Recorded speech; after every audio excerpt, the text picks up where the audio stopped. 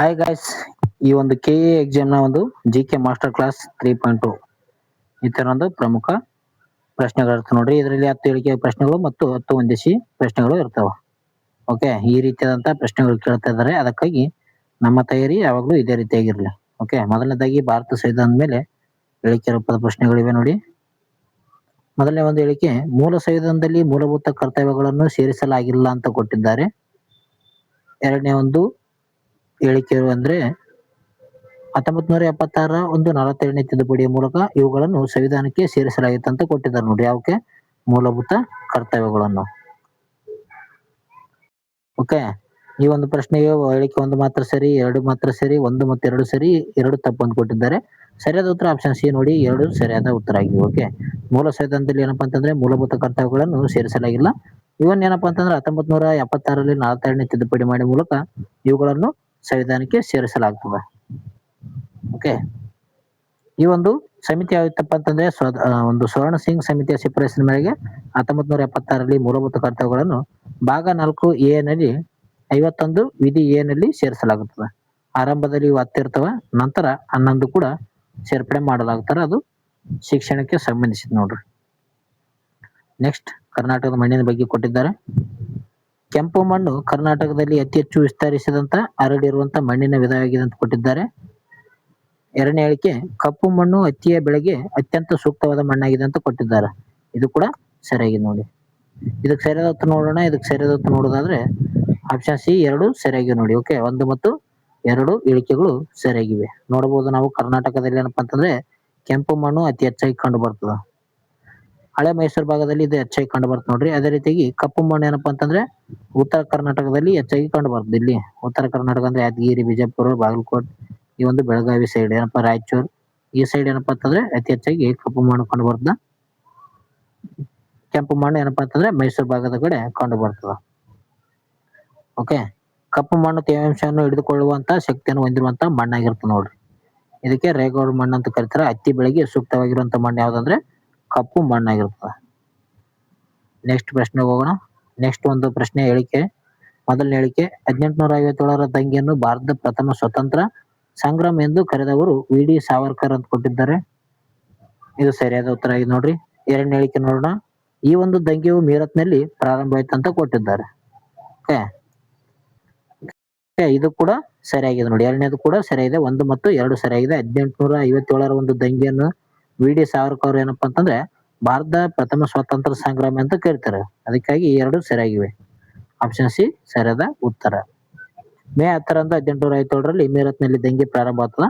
ಇದು British East India ಕಂಪನಿಯ ಒಂದು ಆಳ್ವಿಕೆ ಅಂತ್ಯಕ್ಕೆ ಮಾಡಿಕೊಳ್ತು ನೋಡ್ರಿ. 1857ರ ಒಂದು ದಂಗೆ. ನೆಕ್ಸ್ಟ್ ವಿಜ್ಞಾನದ ಪ್ರಶ್ನೆ ನೋಡಿ. ನೆಕ್ಸ್ಟ್ ಒಂದು ಹೇಳಿಕೆ. ಮೊದಲ ಹೇಳಿಕೆ, ಓ ರಕ್ತದ ಗುಂಪಿನ ವ್ಯಕ್ತಿಗಳನ್ನು ವಿಶ್ವ ದಾನಿ ಎಂದು ಕರೆಯಲಾಗುತ್ತದೆ ಅಂತ ಕೊಟ್ಟಿದ್ದಾರೆ. ಯೂನಿವರ್ಸಲ್ ಡೋನರ್, ಇದು ಕರೆಕ್ಟ್ ಆಗಿದೆ. ಎರಡನೇ ಹೇಳಿಕೆ, ರಕ್ತದ ಗುಂಪುಗಳನ್ನು ಕಂಡು ಹಿಡಿದವರು ಕಾರ್ಲೆಂಡ್ ಸ್ಟ್ಯಾನರ್ ಅಂತ ಕೊಟ್ಟಿದ್ದಾರೆ. ಓಕೆ, ಇದು ಕೂಡ ಸರಿಯಾಗಿದೆ ನೋಡಿ. 1 ಮತ್ತು 2 ಸರಿಯಾಗಿವೆ. ಓಕೆ, ಆಪ್ಷನ್ ಸಿ 2 ಸರಿ. ಓಕೆ, ಕಾರ್ಲೆಂಡ್ ಸ್ಟ್ಯಾನರ್ ಏನ್ ಮಾಡ್ತಾರೆ ಅಂದ್ರೆ 1900ರಲ್ಲಿ ರಕ್ತದ ಗುಂಪುಗಳನ್ನು ವರ್ಗೀಕರಿಸ್ತಾರ. ಅಂದ್ರೆ ಎ ಮತ್ತು ಬಿ ಅಂತ ವರ್ಗೀಕರಿಸ್ತಾರೆ ಇವು. ಓಕೆ, ಅದೇ ರೀತಿಯಾಗಿ ಒಂದು ಓ ಏನಪ್ಪಾ ಅಂತಂದ್ರೆ ಸಾರ್ವತ್ರಿಕ ಧಾನ್ಯ ಆಗಿರ್ತದೆ. ಅದೇ ಎ-ಬಿ ರಕ್ತದ ಗುಂಪು ಏನಪ್ಪಾ ಅಂತಂದ್ರೆ ಸ್ವೀಕಾರಿ ಆಗಿರುತ್ತೆ ನೋಡಿ. ವಿಶ್ವ ಸ್ವೀಕಾರಿ ಅಂತ ಕೊಡ್ತಾರೆ. ಸ್ವೀಕಾರಿ ಓಕೆ ಎಂದು ಕರಿತಾರೆ. ಯೂನಿವರ್ಸಲ್ ರಿಸಿಪ್ಟರ್ ಅಂತ ಕರೀತಾರೆ. ನೆಕ್ಸ್ಟ್, ಪಂಪರ ಬಗ್ಗೆ ಕೊಟ್ಟಿದ್ದಾರೆ. ಮೊದಲನೇ ಹೇಳಿಕೆ, ಆದಿಕವಿ ಪಂಪನು ಮೆಮುಲವಾಡದ ಚಾಲುಕ್ಯ ಅರಸ 2ನೇ ಅರಿಕೇಸರಿಯ ಒಂದು ಆಸ್ಥಾನದ ಕವಿಯಾಗಿದ್ದಾನೆ ಅಂತ ಕೊಟ್ಟಿದ್ದಾರೆ. ಎರಡನೇ ಒಂದು ಹೇಳಿಕೆ, ಇವನ ಆದಿಪುರಾಣ ಮತ್ತು ವಿಕ್ರಮಾರ್ಜುನ ವಿಜಯ ಎಂಬ ಕೃತಿಗಳನ್ನು ರಚಿಸಿದ್ದಾನೆ ಅಂತ ಕೊಟ್ಟಿದ್ದಾರೆ. ಇದಕ್ಕೆ ಉತ್ತರ ನೋಡೋಣ. ಇದಕ್ಕೆ ಉತ್ತರ 2 ಕೂಡ ಸರಿಯಾಗಿವೆ ನೋಡ್ರಿ. ಓಕೆ, 2 ಕೂಡ ಸರಿಯಾಗಿವೆ. ಈತನ 10ನೇ ಶತಮಾನದ ಶ್ರೇಷ್ಠ ಕವಿ ಆಗಿರ್ತಾನೆ. ಈತನ ಒಂದು ವಿಕ್ರಮಾರ್ಜುನ ವಿಜಯದಲ್ಲಿ ಆಶ್ರಯದಾತನ ಒಂದು ಅರಿಕೇಸರಿಯನ್ನು ಅರ್ಜುನನಿಗೆ ಹೋಲಿಸಿದ್ದಾನೆ. ಈ ತರ ಒಂದು ಕೃತಿ ಆದಂದ್ರೆ ವಿಕ್ರಮಾರ್ಜುನ ವಿಜಯ ಕೃತಿ ಆಗಿರುತ್ತೆ ನೋಡ್ರಿ. ನೆಕ್ಸ್ಟ್, GST ಬಗ್ಗೆ ಕೊಟ್ಟಿದ್ದಾರೆ. ಮೊದಲನೇ ಹೇಳಿಕೆ, ಭಾರತದಲ್ಲಿ GST ಜುಲೈ 1, 2017ರಿಂದ ಜಾರಿಗೆ ಬಂದಿತ್ತು ಅಂತ ಕೊಟ್ಟಿದ್ದಾರೆ. ಇದು ಒಂದು ನೇರ ತೆರಿಗೆ ಅಂತ ಎರಡನೇ ಹೇಳಿಕೆ ಕೊಟ್ಟಿದ್ದಾರೆ ನೋಡ್ರಿ. ಒಂದನೇದು ಕರೆಷ್ಟು, ಎರಡನೇದು ತಪ್ಪಾಗಿದೆ ನೋಡಿ. ಇದು ಡೈರೆಕ್ಟ್ ಟ್ಯಾಕ್ಸ್ ಅಲ್ಲ, ಇದೊಂದು ಪರೋಕ್ಷ ತೆರಿಗೆಯಾಗಿದೆ. ಓಕೆ, ಒಂದು ಮಾತ್ರ ಸರಿಯಾಗಿದೆ ನೋಡಿ ಈ ಒಂದು ಪ್ರಶ್ನೆಗೆ. ಓಕೆ, ಪರೋಕ್ಷ ತೆರಿಗೆ ಆಗಿದೆ ನೋಡ್ರಿ. ಇದು ದೇಶದಾದ್ಯಂತ ಒಂದು ದೇಶ ಒಂದು ತೆರಿಗೆ ಎಂಬ ತತ್ವದ ಕಾರ್ಯನಿರ್ವಹಿಸ್ತದೆ. ನೆಕ್ಸ್ಟ್, ರಾಷ್ಟ್ರಪತಿ ಅಧಿಕಾರದ ಬಗ್ಗೆ ಕೊಟ್ಟಿದ್ದಾರೆ ನೋಡ್ರಿ. ಮೊದಲನೇ ಹೇಳಿಕೆ, ಭಾರತ ರಾಷ್ಟ್ರಪತಿಯು ಸಂಸತ್ತಿನ ಉಭಯ ಸದನಗಳ ಸದಸ್ಯರನ್ನು ನೇಮಿಸ್ತಾರೆ ಅಂತ ಕೊಟ್ಟಿದ್ದಾರೆ. ಎರಡನೇ ಹೇಳಿಕೆ, ರಾಜ್ಯಸಭೆಗೆ 12 ಜನ ಸದಸ್ಯರನ್ನು ರಾಷ್ಟ್ರಪತಿಗಳು ನಾಮಕರಣ ಮಾಡುತ್ತಾರೆ ಅಂತ ಕೊಟ್ಟಿದ್ದಾರೆ. ಇದಕ್ಕೆ ಉತ್ತರ ನೋಡೋದಾದ್ರೆ ಬಿ ಮಾತ್ರ ಕರೆಕ್ಟ್ ನೋಡ್ರಿ, ಆಪ್ಷನ್ಸ್ ಬಿ. ಯಾಕಪ್ಪ ಅಂತಂದ್ರೆ 2 ಮಾತ್ರ ಸರಿ. ರಾಷ್ಟ್ರಪತಿಗಳು ಏನ್ ಮಾಡ್ತಾರಪ್ಪ ಅಂತಂದ್ರೆ 12 ಜನ ಸದಸ್ಯರನ್ನು ರಾಜ್ಯಸಭೆಗೆ ನಾಮಕರಣ ಮಾಡುತ್ತಾರೆ.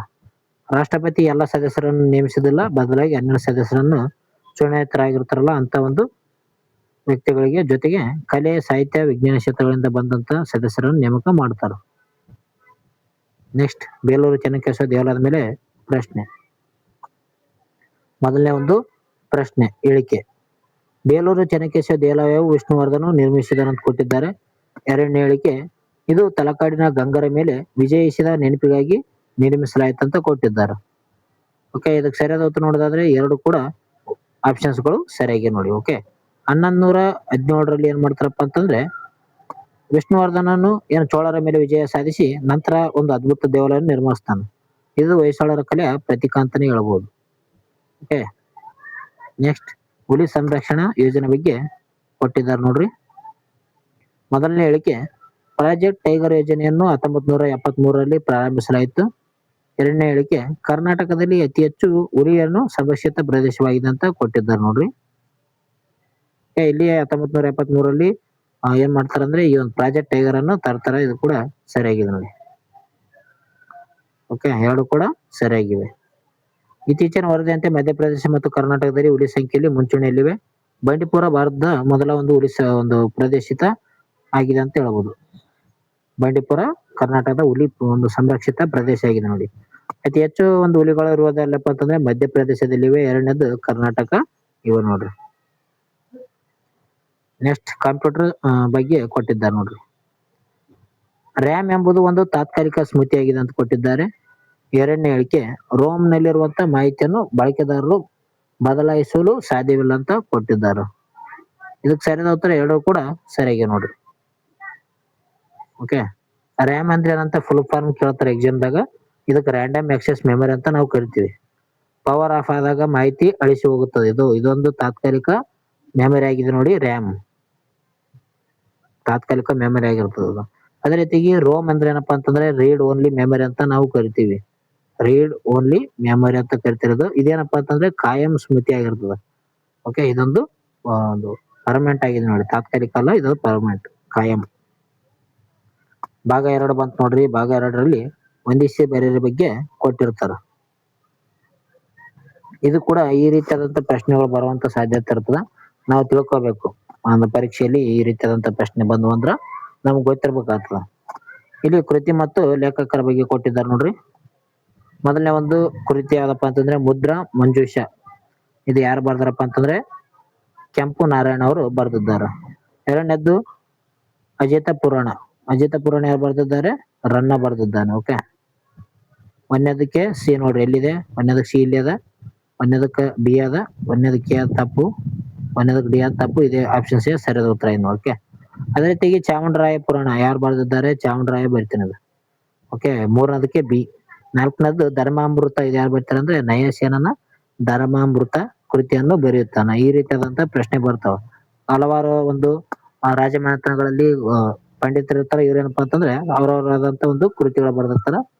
ಈ ಒಂದು ಕೃತಿಗಳ ಮೇಲೆ ಬರ್ತಾ ನೋಡ್ರಿ. ನೆಕ್ಸ್ಟ್ ಬಂದಿದೆ ನೋಡಿ, ಒಂದಿಷ್ಟು ಬೇರೆ. ಅದರಲ್ಲಿ ಅಣೆಕಟ್ಟುಗಳು ಪಟ್ಟಿ ಎನಲ್ಲಿ ಅಣೆಕಟ್ಟುಗಳು, ಪಟ್ಟಿ ಬಿ ನಲ್ಲಿ ಅದು ಯಾವ ಜಿಲ್ಲೆಯಲ್ಲಿ ಕಂಡು ಬರ್ತದಂತ ಕೊಟ್ರಿ ಇಲ್ಲಿ. ಓಕೆ, ವಾಣಿ ವಿಲಾಸ್ ಸಾಗರ ಇಲ್ಲಿ ಕಂಡು ಬರ್ತದಂತ ಕೊಟ್ಟಿದ್ದಾರೆ ಮೊದಲನೇ ಪಟ್ಟಿ ಎನಲ್ಲಿ.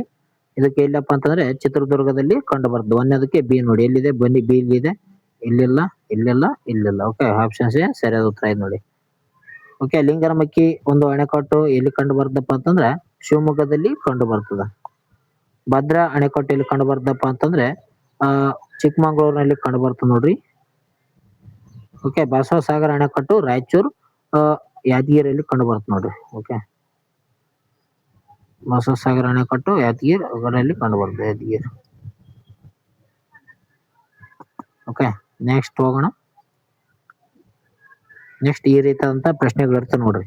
ಪಟ್ಟಿ ಎ ನಲ್ಲಿ ಆವಿಷ್ಕಾರ ವ್ಯಕ್ತಿಗಳು, ಪಟ್ಟಿ ಬಿ ನಲ್ಲಿ ವಿಜ್ಞಾನಿಗಳ ಬಗ್ಗೆ ಕೊಟ್ಟಾರ. ಓಕೆ, ಈ ಏನೇನು ಕಂಡು ಹಿಡಿದ್ರು ವಿಜ್ಞಾನಿಗಳು ಏನೇನು ಕಂಡು ಹಿಡಿದ್ರು ಅಂತ ನಮ್ಗೆ ಗೊತ್ತಿರ್ಬೇಕಾಗ್ತದೆ.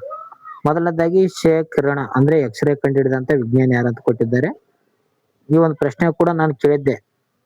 ಓಕೆ, ಈ ಒಂದು ಕಿರಣ ಕಂಡು ಹಿಡಿದಂತ ವ್ಯಕ್ತಿ ಯಾರಪ್ಪ ಅಂತಂದ್ರೆ ವಿಲಿಯಂ ರಾಡ್ಜನ್ ಆಗಿರ್ತಾರೆ ನೋಡ್ರಿ. ಆಪ್ಷನ್ಸ್ ಬಿ ಇದೆ ನೋಡಿ, ರಾಡ್ಜನ್. ಕಿರಣ ಕಂಡು ಹಿಡಿದಂತ ವ್ಯಕ್ತಿ ವಿಲಿಯಂ ರಾಡ್ಜನ್. ಅದೇ ರೀತಿಗೆ ಸಾಪೇಕ್ಷ ಸಿದ್ಧಾಂತ ಇದು ಯಾರಿಗೆ ಸಂಬಂಧಿಸಿದಪ್ಪ ಅಂತಂದ್ರೆ ಆಲ್ಬರ್ಟ್ ಐನ್ಸ್ಟೈನ್ ಅವರಿಗೆ ಸಂಬಂಧಿಸಿದ ನೋಡಿ. ಓಕೆ, ಸಾಪೇಕ್ಷ ಸಿದ್ಧಾಂತವನ್ನು ಎಂಬ ಕುರಿತನ್ನು ಬರೆದಂತ ವ್ಯಕ್ತಿ ಯಾರಪ್ಪ ಅಂತಂದ್ರೆ ಆವಿಷ್ಕಾರ ಮಾಡಿದಂತ ವ್ಯಕ್ತಿ ಯಾರಪ್ಪ ಅಂತಂದ್ರೆ ಆಲ್ಬರ್ಟ್ ಐನ್ಸ್ಟೈನ್. ಓಕೆ, ಕುರಿತ ಅಲ್ಲ. ಇಲ್ಲಿ ಒಂದನೇದಕ್ಕೆ ಬಿ ಇದೆ ನೋಡಿ, ಒಂದನೇದಕ್ಕೆ ಇಲ್ಲಿದೆ, ಇದಿದೆ, ಇಲ್ಲಿಲ್ಲ, ಇಲ್ಲಿಲ್ಲ, ಇದು ಕೂಡ ಇದೆ. ಆದ್ರೆ ಎರಡನೇದಕ್ಕೆ ಇಲ್ಲಿ ಸಿ ಇದೆ, ಆದ್ರೆ ಇಲ್ಲಿ ಎ ಇದೆ ನೋಡಿ. ಇದಕ್ಕೆ ಆಪ್ಷನ್ ಸಿ ಸರಿಯಾದ ಉತ್ತರ. ಓಕೆ, ಬಲ್ಬ್ ಅನ್ನು ಕಂಡು ಹಿಡಿದ್ರೆ ಯಾರಪ್ಪ ಅಂತಂದ್ರೆ ಥಾಮಸ್ ಆಲ್ವಾ ಎಡಿಸನ್ ಅಂತ ಹೇಳ್ತೀವಿ. ಟೆಲಿಫೋನ್ ಕಂಡು ಹಿಡಿದಂತ ವ್ಯಕ್ತಿ ಯಾರಪ್ಪ ಅಂತಂದ್ರೆ ಗ್ರಹಾಂ ಬೆಲ್ ಅವರು ಟೆಲಿಫೋನ್ ಅನ್ನು ಕಂಡು ಹಿಡಿತಾರ. ನೆಕ್ಸ್ಟ್ ಹೋಗೋಣ, ಇಲ್ಲಿ ಇದ್ರ ಮಾಹಿತಿ ಇರ್ತದ. ಓಕೆ, ನೆಕ್ಸ್ಟ್ ಪ್ರಶ್ನೆಗೆ ಹೋಗೋಣ. ಪಟ್ಟಿ ಎ ನಲ್ಲಿ ವ್ಯಕ್ತಿಗಳು ಕೊಟ್ಟಿದ್ದಾರೆ, ಪಟ್ಟಿ ಬಿ ನಲ್ಲಿ ಅವರ ಒಂದು ವಿಶೇಷತೆ ಬಗ್ಗೆ ಕೊಟ್ಟಿದ್ದಾರೆ ನೋಡ್ರಿ. ಓಕೆ, ಅಕ್ಕ ಮಹಾದೇವಿ ಅವರು ಏನಂತ ಕರೀತಾರ, ಅವರ ಒಂದು ವಿಶೇಷತೆ ಏನಪ್ಪಾ ಅಂತಂದ್ರೆ ಕನ್ನಡದ ಅಕ್ಕ ಎಂದು ಕರೀತಾರೆ ನೋಡ್ರಿ. ಶಿಶುನಾಳ ಶರೀಫರು ಇವ್ರು ಏನಪ್ಪಾ ಅಂತಂದ್ರೆ ಕನ್ನಡದ ಕಬೀರ್ ಅಂತ ಕರೀತಾರ. ಓಕೆ, ಒಂದನೇದಕ್ಕೆ ಬಿ ಎಲ್ಲಿದೆ, ಒಂದನೇದಕ್ಕೆ ಬಿ ಇಲ್ಲಿದೆ, ಇಲ್ಲಿಲ್ಲ, ಒಂದನೇದಕ್ಕೆ ಬಿ ಇದೆ. ಎರಡನೇದಕ್ಕೆ ಏನಪ್ಪಾ ಅಂತಂದ್ರೆ ಎ, ಎರಡನೇದಕ್ಕೆ ಇಲ್ಲಿದೆ, ಇಲ್ಲಿಲ್ಲ. ಓಕೆ, ಆಪ್ಷನ್ ಸಿ ಸರಿಯಾದ ಉತ್ತರ ಇದೆ ನೋಡ್ರಿ. ಶಾಂತಕವಿ ಅಂತ ಯಾರಿಗೆ ಕರೀತಾರಪ್ಪ ಅಂತಂದ್ರೆ ಕರ್ನಾಟಕದ ಶಾಂತಕವಿ ಅವರಿಗೆ ಕರ್ನಾಟಕ ಪಿತಾಮಹ ಅಂತ ಕರೀತಾರ. ಆಲೂರು ವೆಂಕಟರಾಯ ಅವರಿಗೆ ಕನ್ನಡದ ಒಂದು ಕುಲಪುರೋಹಿತ ಅಥವಾ ಕರ್ನಾಟಕದ ಕುಲಪುರೋಹಿತ ಎಂದು ಕರೆಯುತ್ತಾರೆ ನೋಡ್ರಿ. ಆಲೂರು ವೆಂಕಟರಾಯ ಅವರಿಗೆ ಪ್ರಮುಖವಾಗಿರುತ್ತೆ ನೋಡ್ರಿ ವ್ಯಕ್ತಿಗಳು ಮತ್ತು ಅವರ ವಿಶೇಷದ ಬಗ್ಗೆ ಕೊಟ್ಟಿದ್ದಾರೆ. ಓಕೆ, ನೆಕ್ಸ್ಟ್ ನೋಡ್ರಿ, ಇದು ಕೂಡ ವೆರಿ ಇಂಪಾರ್ಟೆಂಟ್. ಕದನಗಳು ಮತ್ತೆ ಆ ಒಂದು ನಡೆದಂತ ವರ್ಷಗಳ ಬಗ್ಗೆ ಕೇಳಿದ್ದಾರೆ. ಪಟ್ಟಿ ಎ ನಲ್ಲಿ ಕದನ, ಪಟ್ಟಿ ಬಿ ನಲ್ಲಿ ಅದರ ಒಂದು ನಡೆದಂತ ವರ್ಷ ಬಗ್ಗೆ ಕೇಳಿದ್ದಾರೆ. ಮೊದಲದ್ದು 1ನೇ ಪಾಣಿಪತ್ ಕದನ ಯಾವಾಗ ನಡೀತಪ್ಪ ಅಂತಂದ್ರೆ 1526 ನಡೀತದ. ಒಂದನೇದು ಏನ್ ನೋಡ್ರಿ, ಒಂದನೇದು ಇಲ್ಲಿದೆ, ಒಂದನೇದು ಬಿ ಇದೆ ತಪ್ಪು, ಒಂದನೇ ಸಿ ತಪ್ಪು, ಒಂದನೇ ಡಿ ಇದೆ ತಪ್ಪು. ಅದಕ್ಕಾಗಿ ಆಪ್ಷನ್ ಸಿ ಸರಿಯಾದ ಉತ್ತರ ಇದೆ ನೋಡ್ರಿ. ಎರಡನೇದು ಏನಪ್ಪಾ ಅಂತಂದ್ರೆ ಪ್ಲಾಸ್ಟಿಕ್ ಕದನ ಕೊಟ್ಟಿದ್ದಾರೆ. ಪ್ಲಾಸ್ಟಿಕ್ ಕದನ 1757ರಲ್ಲಿ ಸಿರಾಜುದ್ದ ದೌಲ್ ಮತ್ತು ಬ್ರಿಟಿಷರ್ ನಡುವೆ ನಡೆಯುತ್ತದ. ನಂತರ ಕೊಟ್ಟಿದ್ದಾರೆ ಬಕ್ಸರ್ ಕದನ. ಬಕ್ಸರ್ ಕದನ ನಡೆದದ್ದು 1764ರಲ್ಲಿ ನಡೀತದ. ಬಕ್ಸರ್ ಕದನ 1764ರಲ್ಲಿ ನಡೀತದ ಅಂತ ಹೇಳ್ಬೋದು. ನೆಕ್ಸ್ಟ್ ಕೊಟ್ಟಿದ್ದಾರೆ ನೋಡ್ರಿ, ಅಶೋಕನಿಗೆ ಸಂಬಂಧಿಸಿದಂತೆ ಕಳಿಂಗ ಯುದ್ಧ. ಕಳಿಂಗ ಯುದ್ಧ ನಡೆದದ್ದು ಯಾವಾಗಪ್ಪ ಅಂತಂದ್ರೆ BC 261ರಲ್ಲಿ ನಡೀತದ. ಕಳಿಂಗ ಯುದ್ಧ ನಡೀತದ ನೋಡ್ರಿ. ಒಂದು ಅಶೋಕ ಏನಪ್ಪಾ ಅಂತಂದ್ರೆ ಈ ಒಂದು ಕಳಿಂಗ ಯುದ್ಧದ ನಂತರ ಧರ್ಮ ಒಂದು ಪ್ರೀತಿಯನ್ನು ಹೊಂದುತ್ತಾನ. ಓಕೆ, ನೆಕ್ಸ್ಟ್ ಪಟ್ಟಿ ಎ ವಿಧಿಗಳು, ಪಟ್ಟಿ ಬಿ ಅದರ ಒಂದು ವಿಷಯಗಳ ಬಗ್ಗೆ ಕೊಟ್ಟಿದ್ದಾರೆ. ವಿಧಿಗಳು ಮತ್ತು ವಿಷಯಗಳು. ಮೊದಲನೇದ್ದು ಪಟ್ಟಿ ಎ ನಲ್ಲಿ ಕೊಟ್ಟಿದ್ದಾರೆ ನೋಡ್ರಿ 32ನೇ ವಿಧಿ. ಇದೇನಪ್ಪಾ ಅಂತಂದ್ರೆ ಸಂವಿಧಾನಾತ್ಮಕ ಪರಿಹಾರ ಹಕ್ಕುಗಳ ಬಗ್ಗೆ ಹೇಳ್ತದೆ. 32ನೇ ವಿಧಿ ಸಂವಿಧಾನ ಪರಿಹಾರ ಹಕ್ಕುಗಳ ಬಗ್ಗೆ ಮಾಹಿತಿ ಹೇಳ್ತದ. ಇದೇನಪ್ಪಾ ಅಂತಂದ್ರೆ ಡಾಕ್ಟರ್ BR ಅಂಬೇಡ್ಕರ್ ಅವರು ಆತ್ಮ ಮತ್ತು ಹೃದಯ ಅಂತ ಹೇಳಿದ್ದಾರೆ ನೋಡ್ರಿ. ಆತ್ಮ ಮತ್ತು ಹೃದಯ ಅಂತ ಯಾವ ಒಂದು ವಿಧಿಯನ್ನು ಹೇಳಿದಾರಪ್ಪ ಅಂತಂದ್ರೆ ಸಂವಿಧಾನಾತ್ಮಕ ಪರಿಹಾರ ಹಕ್ಕು 32ನೇ ವಿಧಿಗಳ ಬಗ್ಗೆ ಹೇಳಿದ್ದಾರೆ. ಎರಡನೇದು ಬರುತ್ತೆ ವಿಧಿ 40ನೇ ವಿಧಿ. ಇದು ಗ್ರಾಮ ಪಂಚಾಯತ್ ಬಗ್ಗೆ ಹೇಳ್ತದ. ಓಕೆ, ಒಂದನೇದು ಬಿ ಎಲ್ಲಿದೆ ನೋಡಿ, ಒಂದನೇದು ಬಿ ಇಲ್ಲಿದೆ, ಎ ಇದೆ, ಸಿ ಇದೆ, ಬಿ ಇದೆ. ಎರಡನೇದು ಇಲ್ಲಿ ಎ ಇದೆ, ಇಲ್ಲಿ ಡಿ ಇದೆ. ಓಕೆ, ಇದು ಕೂಡ ತಪ್ಪು. ಆಪ್ಷನ್ ಸಿ ಸರಿಯಾದ ಉತ್ತರ ಇದೆ ನೋಡ್ರಿ. ಓಕೆ, 40ನೇದು ಗ್ರಾಮ ಪಂಚಾಯತ್ಗೆ ರಚನೆ ಬಗ್ಗೆ ಸಂಬಂಧಿಸಿದ. 44ನೇ ವಿಧಿ ಕೊಟ್ಟಿದ್ದಾರೆ. ಇದೇನಪ್ಪಾ ಅಂತಂದ್ರೆ ಸಮಾನ ನಾಗರಿಕ ಹಕ್ಕು ಬಗ್ಗೆ ಕೇಳ್ತಾರೆ ಪ್ರಶ್ನೆ. ಯಾಕಪ್ಪ ಅಂತಂದ್ರೆ ವಿಶೇಷ ಅತಿ ಹೆಚ್ಚು ನ್ಯೂಸ್ ನಲ್ಲಿ ಆದ ಸಮಾನ ನಾಗರಿಕತೆ ಹಕ್ಕು ಬಗ್ಗೆ ಕೇಳ್ತಾರೆ. 51ನೇ ಎ ವಿಧಿ ಬಗ್ಗೆ ಕೊಟ್ಟಿದ್ದಾರೆ. ಇದು ಮೂಲಭೂತ ಕರ್ತವ್ಯಗಳಲ್ಲಿ ಕಂಡು ಬರುತ್ತೆ ನೋಡ್ರಿ. ಇವುಗಳ ಬಗ್ಗೆ ಗೊತ್ತಿರ್ಬೇಕಾತ್ ನೋಡ್ರಿ. ನೆಕ್ಸ್ಟ್ ಪಟ್ಟಿ ಎ ನಲ್ಲಿ ಕ್ರೀಡೆಗಳು, ಪಟ್ಟಿ ಬಿ ನಲ್ಲಿ ಅದರ ಒಂದು ಕ್ರೀಡೆಗೆ ಸಂಬಂಧಿಸಿದಂತ ಟ್ರೋಫಿಗಳ ಬಗ್ಗೆ ಕೊಟ್ಟಿದ್ದಾರೆ ನೋಡ್ರಿ. ಈ ರೀತಿಯಾದಂತ ಒಂದಿಷ್ಟು ಬೇರೆ ಅಥವಾ ಒಂದ್ ಲೈನ್ ಅಲ್ಲಿ ಕೂಡ ಕೇಳಬಹುದು. ಸಂತೋಷ್ ಟ್ರೋಫಿ ಯಾವ ಒಂದು ಕ್ರೀಡೆಗೆ ಸಂಬಂಧಿಸಿದೆ, ಅಥವಾ ಒಂದು ಥಾಮಸ್ ಕಪ್ ಯಾವ ಒಂದು ಕ್ರೀಡೆಗೆ ಸಂಬಂಧಿಸಿದಂತ ಪರೀಕ್ಷೆಯಲ್ಲಿ ಕೇಳುವ ಸಂಭವನೀಯತೆ ಇರ್ತದೆ. ಇಲ್ಲಿ ತಿಳಿದುಕೊಳ್ಳೋಣ. ಓಕೆ, ಮೊದಲನೇದ್ದು ಕ್ರಿಕೆಟ್ ಅಂತ ಕೊಟ್ಟಿದ್ದಾರೆ ನೋಡ್ರಿ. ಕ್ರಿಕೆಟ್ ಏನಪ್ಪಾ ಅಂತಂದ್ರೆ ರಣಜಿ ಟ್ರೋಫಿಗೆ ಸಂಬಂಧಿಸಿದ. ಓಕೆ, ಎರಡನೇದ್ದು ಫುಟ್ಬಾಲ್ ಏನಪ್ಪಾ ಅಂತಂದ್ರೆ ಸಂತೋಷ್ ಟ್ರೋಫಿಗೆ ಸಂಬಂಧಿಸಿದ ನೋಡ್ರಿ. ಓಕೆ, ಒಂದನೇದಲ್ಲಿ ಬಿ ಎ ಇದೆ, ಇಲ್ಲೆಲ್ಲ ಇಲ್ಲೆಲ್ಲ ಇಲ್ಲಿ ಕೂಡ ಇಲ್ಲ. ಆಪ್ಷನ್ಸ್ ಸರಿಯಾದ ಉತ್ತರ ಏನ್ ನೋಡ್ರಿ. ಫುಟ್ಬಾಲ್ ಏನಪ್ಪಾ ಅಂತಂದ್ರೆ ಸಂತೋಷ್ ಟ್ರೋಫಿಗೆ ಸಂಬಂಧಿಸಿದ. ಹಾಕಿ ಏನಪ್ಪಾ ಅಂತಂದ್ರೆ ಅಜ್ಲಾನ್ ಶಾ ಕಪ್ಗೆ ಸಂಬಂಧಿಸಿದ ನೋಡ್ರಿ. Azlan Shah cup. Badminton Thomas ಕಪ್ಗೆ ಸಂಬಂಧಿಸಿದ. ಇದು ಕೇಳಿದ್ರು ನೋಡ್ರಿ ಪರೀಕ್ಷೆಯಲ್ಲಿ. ಥಾಮಸ್ ಕಪ್ ಯಾವ ಒಂದು ಕ್ರೀಡೆಗೆ ಸಂಬಂಧಿಸಿದಂತ ಪರೀಕ್ಷೆಯಲ್ಲಿ ಕೇಳಿದ್ರು. ಇದೇನಪ್ಪಾ ಅಂತಂದ್ರೆ ಬ್ಯಾಡ್ಮಿಂಟನ್ಗೆ ಸಂಬಂಧಿಸಿದೆ. ಓಕೆ, ನೆಕ್ಸ್ಟ್ ಪಟ್ಟಿ ಎ ನಲ್ಲಿ ಶಿಖರಗಳು, ಪಟ್ಟಿ ಬಿ ನಲ್ಲಿ ಅದರ ಒಂದು ರಾಜ್ಯಗಳ ಬಗ್ಗೆ ಕೊಟ್ಟಿದ್ದಾರೆ. ಈ ಒಂದು ಉತ್ತರ ಏನಪ್ಪಾ ಅಂತಂದ್ರೆ ಕಮೆಂಟ್ ಮೂಲಕ ತಿಳಿಸಿ. ಓಕೆ, ಕಮೆಂಟ್ ಮಾಡ್ರಿ ಈ ಒಂದು ಪ್ರಶ್ನೆಗೆ ಉತ್ತರವನ್ನು. ಪಟ್ಟಿ ಎ ನಲ್ಲಿ ಶಿಖರ, ಪಟ್ಟಿ ಬಿ ನಲ್ಲಿ ರಾಜ್ಯಗಳು ಕೊಟ್ಟಿದ್ದಾರೆ ನೋಡ್ರಿ. ಎಲ್ಲಿ ಕಂಡು ಬರ್ತಂತ ಕಮೆಂಟ್ ಮಾಡಿ. ನೆಕ್ಸ್ಟ್ ಪ್ರಶ್ನೆ ಬಂದಿದೆ ನೋಡಿ. ಪಟ್ಟಿ ಎ ನಲ್ಲಿ ಪಂಗಡ, ಪಟ್ಟಿ ಬಿ ನಲ್ಲಿ ಅದರ ಒಂದು ರಾಜ್ಯಗಳ ಬಗ್ಗೆ ಕೊಟ್ಟಿದ್ದಾರೆ. ಅಂದ್ರೆ ತೊಂಡರು, ಸಂತಲರು, ಗೊಂಡರು, ಬಿಲ್ಲರು ಯಾವ ಒಂದು ರಾಜ್ಯದಲ್ಲಿ ಕಂಡು ಬರ್ತಾರೆ ಅಂತ ಕೊಟ್ರ. ತೊಂಡರು ಎಲ್ಲಪ್ಪ ಅಂತಂದ್ರೆ ಅಂದ್ರೆ ಕೇರಳದ ಮತ್ತು ತಮಿಳುನಾಡು ಭಾಗದಲ್ಲಿ ಕಂಡು ಬರ್ತಾರೆ. ಅದರಲ್ಲಿ ನೀಲಗಿರಿಯಲ್ಲಿ ತೊಂಡರು ಕಂಡು ಬರ್ತಾರೆ ನೋಡ್ರಿ. ತೋಡರು ಕೂಡ ಗೊತ್ತು ಜನಾಂಗ. ಓಕೆ, ನಂತರ ಸಂತಾಲರು. ಸಂತಾಲರು ಏನಪ್ಪಾ ಅಂತಂದ್ರೆ ಜಾರ್ಖಂಡ್ ಅಥವಾ ಒಂದು ಬಂಗಾಳದಲ್ಲಿ ಕಂಡು ಬರ್ತಾರೆ ನೋಡ್ರಿ ಸಂತಾಲರು. ನಂತರ ಬರುತ್ತೆ ಗೊಂಡರು, ಮಧ್ಯಪ್ರದೇಶದಲ್ಲಿ ಕಂಡು ಬರ್ತಾರೆ ನೋಡ್ರಿ. ಬಿಲ್ಲರು ಏನಪ್ಪಾ ಅಂತಂದ್ರೆ ರಾಜಸ್ಥಾನದಲ್ಲಿ ಕಂಡು ಬರ್ತಾರೆ.